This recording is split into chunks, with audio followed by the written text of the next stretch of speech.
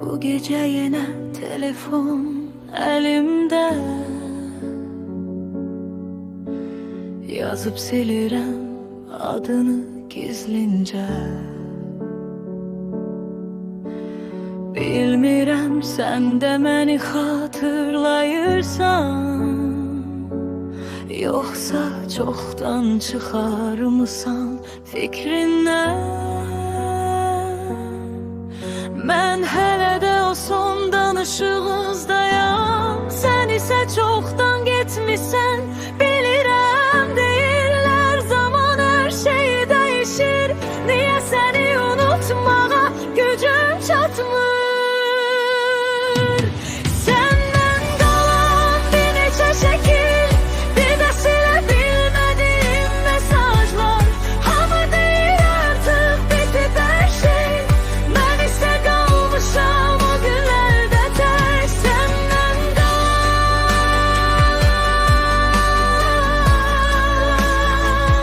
silə bilmədiyim.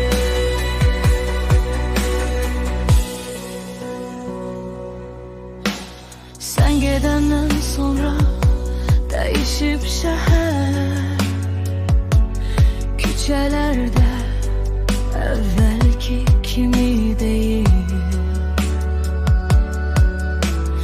Bəlkə xoşbəxtsən indi mənsiz, mən bunu düşünməməyə çalışıram.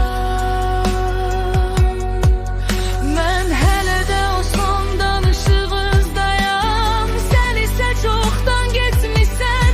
Bilirəm deyirlər zaman hər şey dəyişir, niyə səni unutmağa gücüm çatmır.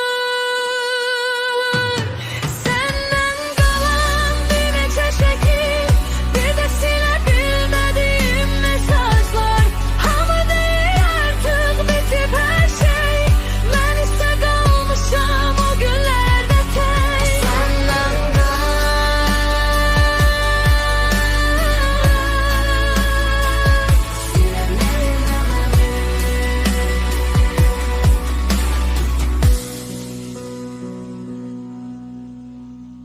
ekran qaralır, adın qalır, barmaqlarım yenə səni axtarır.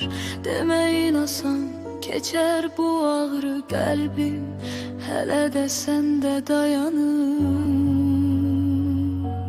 Səndən qalan bir neçə şəkil, bir də silə bilmədiyim mesajlar.